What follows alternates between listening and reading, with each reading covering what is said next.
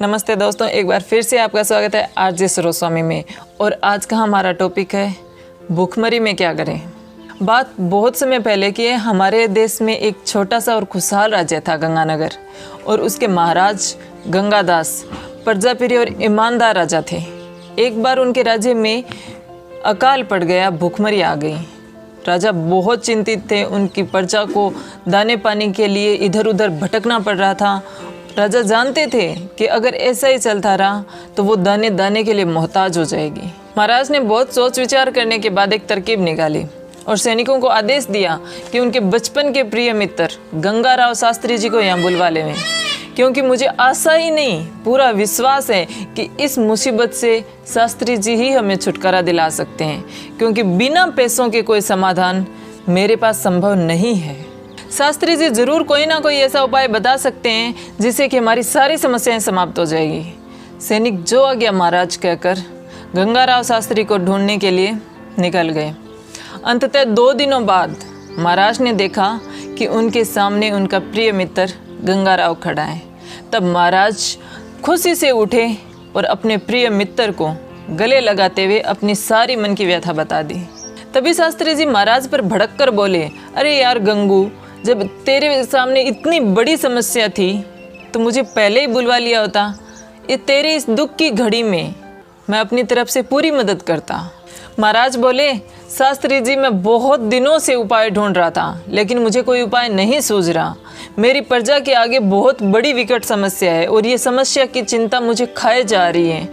अगर ऐसे ही चलता रहा तो पूरी प्रजा भूख से मर जाएगी। मित्र, कोई ऐसा उपाय बताओ जिससे कि ये सारी समस्या खत्म हो जाए और हमें इससे छुटकारा मिल सके। शास्त्री जी बोले, मित्र आप भूल जाओ कि आप महाराज हो, क्योंकि हमारे पास इस मुल्तानी मिट्टी के सिवाय अभी कुछ नहीं है जो हमारे इस बिगड़े समय में मदद कर सके। और हम दिल्ली चलेंगे व्यापार करने के लिए। अगर भगवान ने चाहा तो हमारा समय सही हो जाएगा। मित्र होने के नाते मैं इतना ही कर सकता हूँ, आगे आप चाहें। राजा मरता क्या नहीं करता, और राजा ने हाँ कर दी। तो शास्त्री जी ने बोला कि राजा आप इस काम में नए हैं तो बस आपको मेरे साथ रहना है, बाकी सारे काम मैं कर दूंगा। शास्त्री जी का आदेश मिलने पर राजा के नौकरों ने बैलों के दोनों साइड मिट्टी ला दी और व्यापार करने के लिए दिल्ली चल दिए। कुछ दूरी तय करने के बाद राजा ने देखा कि बैलों पर के जो बोरे थे मिट्टी से भरे हुए वो आधे खाली हो चुके हैं, और वो इलाका राजस्थान का रेगिस्तानी इलाका था। राजा शास्त्री जी से कुछ बोलते इससे पहले शास्त्री जी ने अपने नौकरों से बोला कि जो बोरे खाली हो चुके हैं उनमें रेत भर दो और चलते बनो। नौकरों ने शास्त्री जी के आदेश का पालन करते हुए रेत बोरों में भरी और चल दिए। लेकिन कुछ दूरी तय करने के बाद राजा ने देखा कि सामने से एक सज्जन आ रहे हैं, और वो हंसने लगे बोरों में से रेत गिरते देखकर। और उन्होंने नौकरों से पूछा कि आपने इन बोरों में रेत क्यों भर रखी है। तो नौकरों ने जवाब दिया कि संतुलन बनाने के लिए।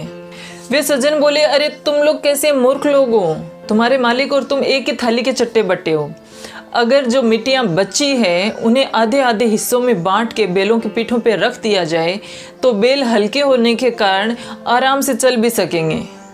नौकरों ने कहा, श्रीमान जी हम आपकी बात से पूर्णतया सहमत हैं, लेकिन हमारी मजदूरी हमारे मालिक देते हैं हमें, तो जैसा वो कहते हैं हम वैसा ही करते हैं।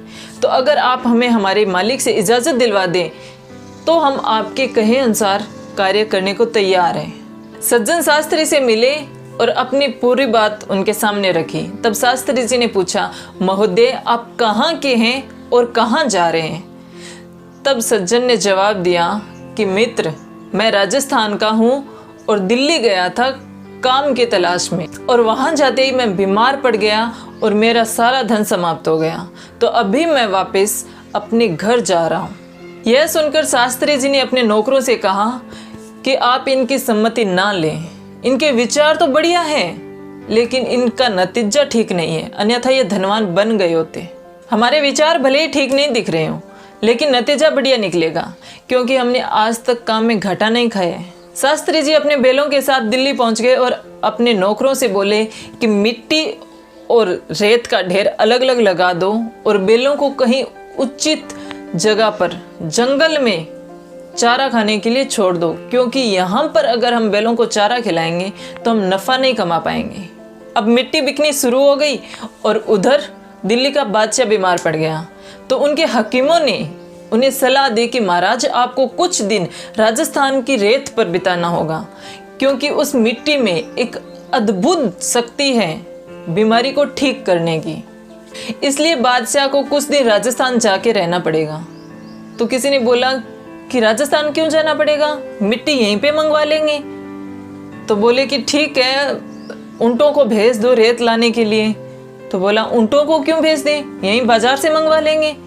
तो बोले कि रेत राजस्थानी और वो भी बाजार में कैसे संभव है। तो बोले कि ये दिल्ली का बाजार है, यहाँ पे सब बिकता है। मैंने एक जगह राजस्थानी रेत का ढेर लगा हुआ देखा है, तो अब जल्दी से वहाँ से रेत मंगवा लीजिए।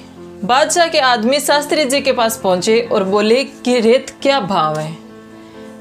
तो शास्त्री जी ने जवाब दिया कि भैया आप रेत खरीद लो या मिट्टी, दोनों एक ही भाव है, क्योंकि दोनों बेलों की पीठ पर समान मात्रा में तुल कर आई है। बादशाह के आदमियों ने सारी रेत खरीद ली। तब शास्त्री जी ने महाराज से बोला कि महाराज अगर दिल्ली आने से पहले हमने उस सज्जन की बात सुन ली होती तो ये मुफ्त के पैसे कहाँ से मिलते, और मेरी बुद्धि ठीक से काम कर रही है या उस सज्जन की। ये बात सुनकर महाराज और सारे नौकर हंसने लगे। राजा ने शास्त्री जी की मदद से ढेरों रुपए इकट्ठा कर लिए और वापस गंगानगर लौट आए। जब तक वो लौट आए तब तक गंगानगर में भी बरसात शुरू हो चुकी थी और राजा ने सारे पैसे पूरी प्रजा में बंटवा दिए ताकि वो कृषि सुचारू ढंग से कर सके। शास्त्री जी की मदद के चलते अब गंगानगर में खुशियां खुशियां मन रही थी। दोस्तों, हम भी अगर ऐसे विपरीत समय में अपना दिमाग लगाकर काम करें तो शायद हम भी आसानी से उस विकट समस्या से निकल सकते हैं। और अगर हम उस समय में विचलित हो गए तो हमारे लिए वो समस्या और ज़्यादा बढ़ जाएगी, ना कि कम होगी। तो अपने दिमाग को काम लेकर काम कीजिए और अपनी कोशिश करते रहिए। अगर आपको मेरा वीडियो पसंद आया हो तो लाइक करें, शेयर करें, चैनल को सब्सक्राइब कर लें और कमेंट करके ज़रूर बताएं कि आपको स्टोरी कैसी लगी। मिलते हैं अगले वीडियो में, तब तक के लिए धन्यवाद।